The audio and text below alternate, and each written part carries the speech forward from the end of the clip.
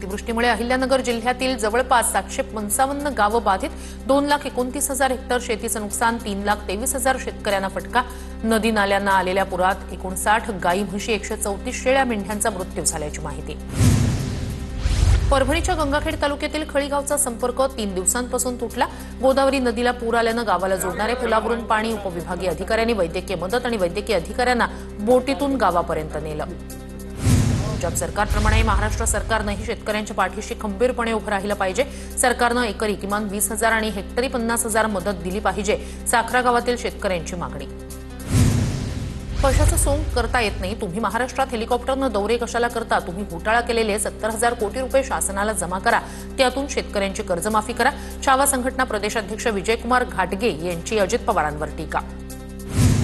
मंत्री संजय राठोड यांच्याकडून नांदेडमधील पूरग्रस्त भागाची पाहणी. शक्तीपीठ महामार्ग रद्द करा, ते पैसे शेतकऱ्यांना द्या. मंत्री संजय राठोड यांच्यासमोर शेतकऱ्याचा संताप. वर्ध्यात शेतकरी नेते रविकांत तुपकर यांच्या नेतृत्वात शेतकरी आक्रोश मोर्चा. ओला दुष्काळ जाहीर करून कर्जमाफीसह नुकसान भरपाई देण्याची मागणी. मोर्चात मोठ्या संख्येनं शेतकऱ्यांचा सहभाग. नंदुरबार जिल्ह्यातील वाहणाऱ्या तापी नदीच्या पाणी पातळीत वाढ. सारंगखेडा, प्रकाश बॅरेजचे दरवाजे उघडले. नदीकाठच्या गावांना सतर्कतेचा इशारा.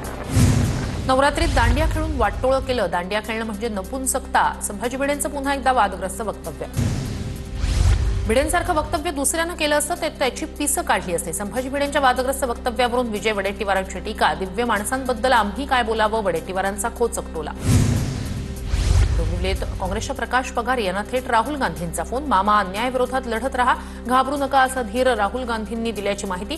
मोदींचा साडीतील मॉर्फ केलेला फोटो पगार यांनी फॉरवर्ड केल्यानं भाजप कार्यकर्त्यांनी भर रस्त्यात पगार यांना नेसवली होती साडी. डोंबिवलीत काँग्रेस पदाधिकाऱ्याला साडी नेसवल्याप्रकरणी भाजप जिल्हाध्यक्षासह 13 ते 14 कार्यकर्त्यांवर गुन्हे दाखल. अॅट्रॉसिटी अंतर्गत गुन्हा दाखल न केल्यानं काँग्रेस कार्यकर्ते संतप्त. काँग्रेसकडून आंदोलनाचा इशारा. महात्मा गांधींचे पणतू तुषार गांधी 29 सप्टेंबरपासून दीक्षाभूमी ते सेवाग्रामपर्यंत पदयात्रा काढणार. शरद पवार आणि काँग्रेस प्रदेशाध्यक्ष हर्षवर्धन सपकाळ पदयात्रेत सहभागी होणार. सामाजिक न्याय, शांतता आणि लोकशाही मूल्यांच्या रक्षणासाठी काढणार पदयात्रा. पंतप्रधान मोदी बिहारमध्ये मुख्यमंत्री महिला रोजगार योजनेचा करणार शुभारंभ. 75 लाख महिलांच्या खात्यात प्रत्येकी 10,000 जमा करणार. आशिया चषकाच्या फायनलमध्ये भारत पाकिस्तान भिडणार. बांगलादेशला 11 धावांनी हरवत पाकिस्तानची फायनलमध्ये एंट्री. रविवारी 28 तारखेला भारत पाक महामुकाबला.